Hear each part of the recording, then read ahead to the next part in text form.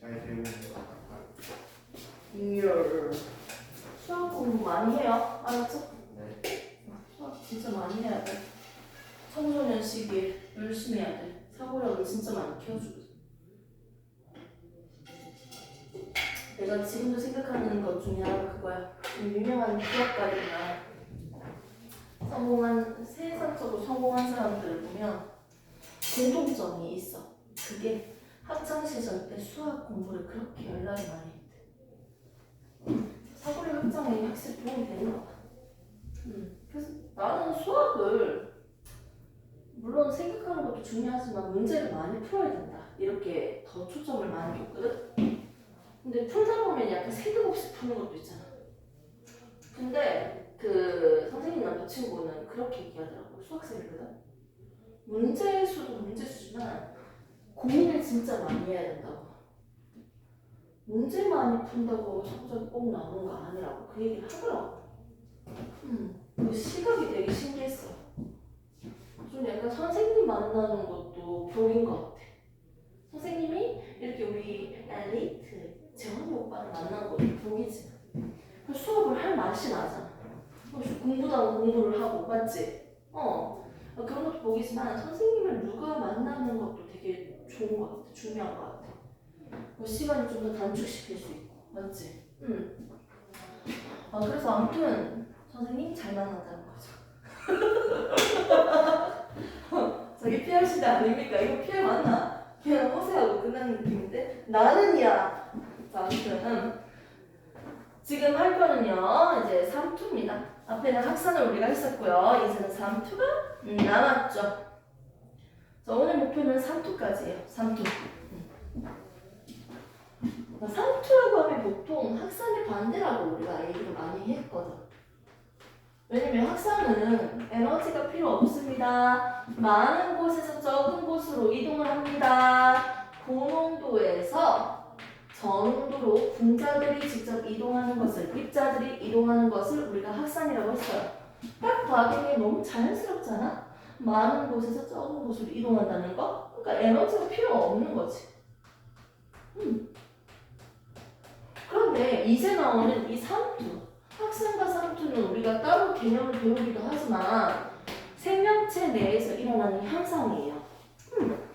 그것도 세포과학에서 일어나는 현상을 우리가 지금 두 개를 배우고 있는 거죠. 3투 또는 3투 현상이라고도 많이 부르잖아요. 맞죠? 대표적으로 이제 식물 있는 데서 오줌 싸면 식물 뒤지잖아요. 왜냐면 내 오줌의 농도가 더 진하니까. 오줌을 쌌어 식물 옆에. 나는 너무 짜. 오줌은 너무 짜. 식물은 상대적으로 싱거워. 농도가 작은 곳에서 고농도로 물이 빠져나가요. 왜? 농도 차이를 맞춰주기 위해서. 농도 구배를 밸런스를 맞추기 위해서 어떻게? 저농도에서 고농도로 물 분자가 이동하는 것을 우리는 3투 현상이라고 합니다. 이때 물이 이동하면서 충돌, 때리는 힘이 있겠지. 압력. 이걸 우리는 3투압이라고 하면 되겠네요.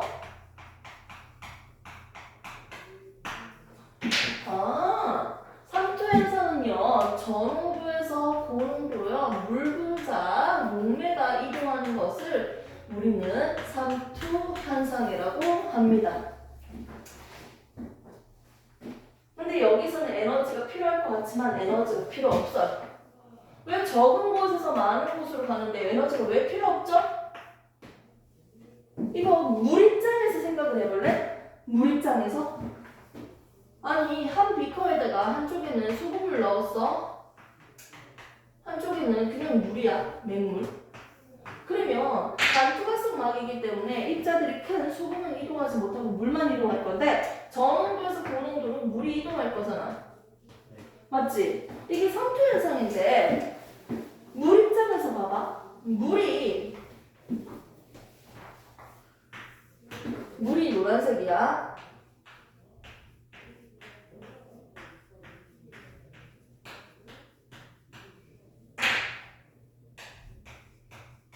자, 파란색이 소금이야. 됐어요? 물 입장에서 물 입장에서의 농도 차이는 얘가 고농도예요. 소금 대 물이라는 비율로 봤을 때, 소금 대 물이라는 비율로 봤을 때, 물 입장에서 보면 얘가 물이 얘가 고농도, 얘가 저농도예요. 물이 입자가 더 많아. 물 입자에서 측정을 하면. 그렇기 때문에 물은 많은 곳에서 적은 곳으로 이동을 하는 거지. 소금 분자 한 개당 물 입자 이런 식으로 비율을 따지면 사실상 소금 분자 한 개 있는데 물은 8개가 있는 꼴이고요. 막말로 얘는 소금 분자 4개인데 물은 8꼴이니까요. 물 입장에서 보면 농도가 높은 곳에서 낮은 곳으로 이동하는 확산입니다.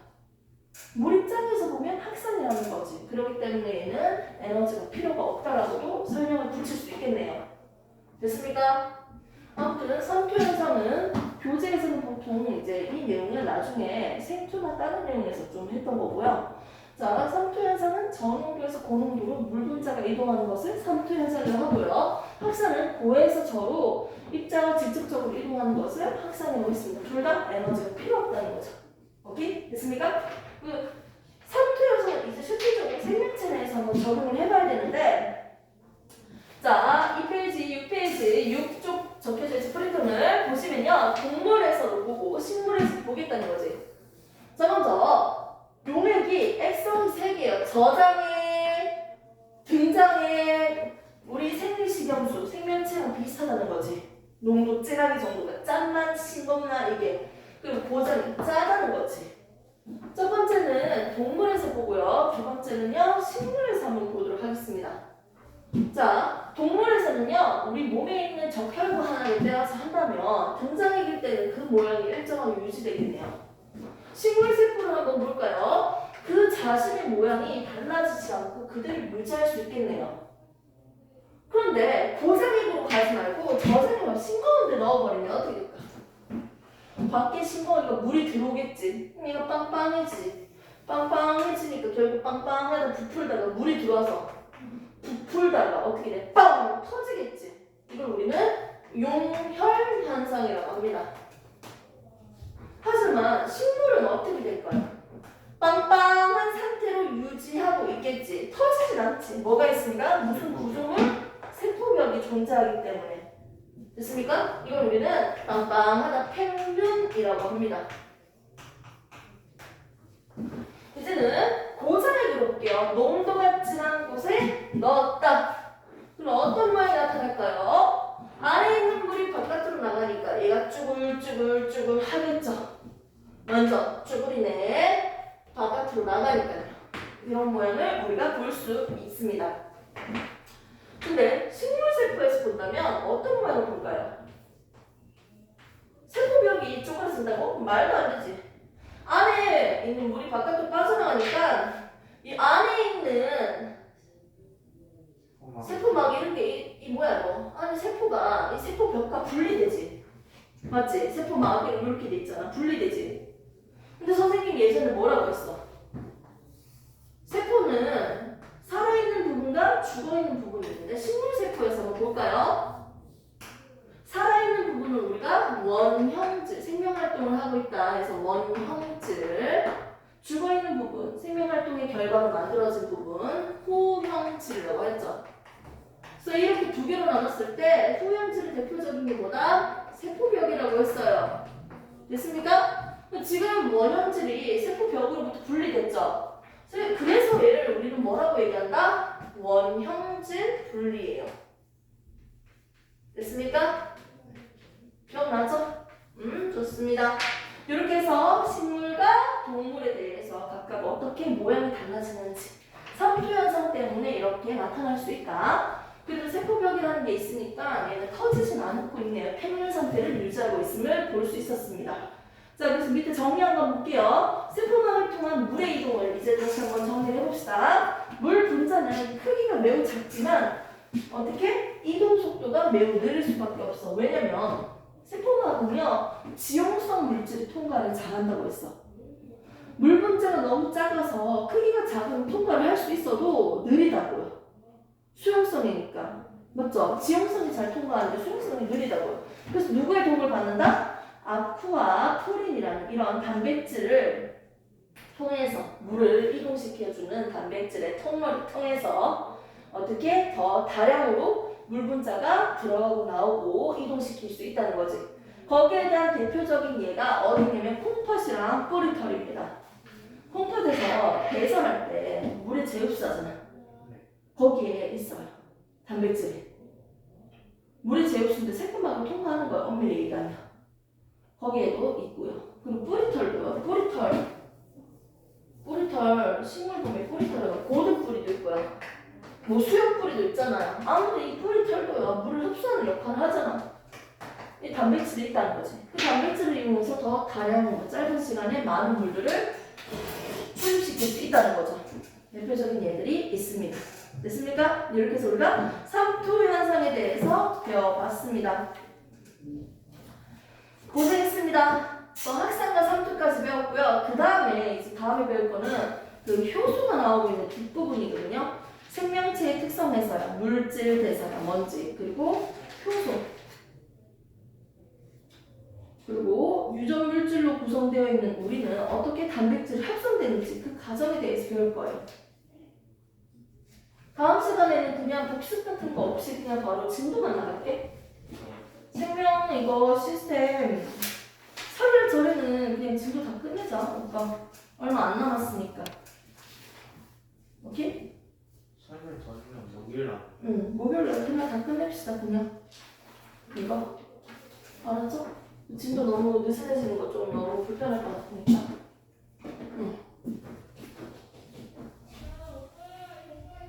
내가 정규반이고 오빠밖에 없어서 내가 우선은 좀 진도나 이런 것들을 자율적으로 나오고 있거든? 네. 응. 지금 수업 마친 게 아닙니다.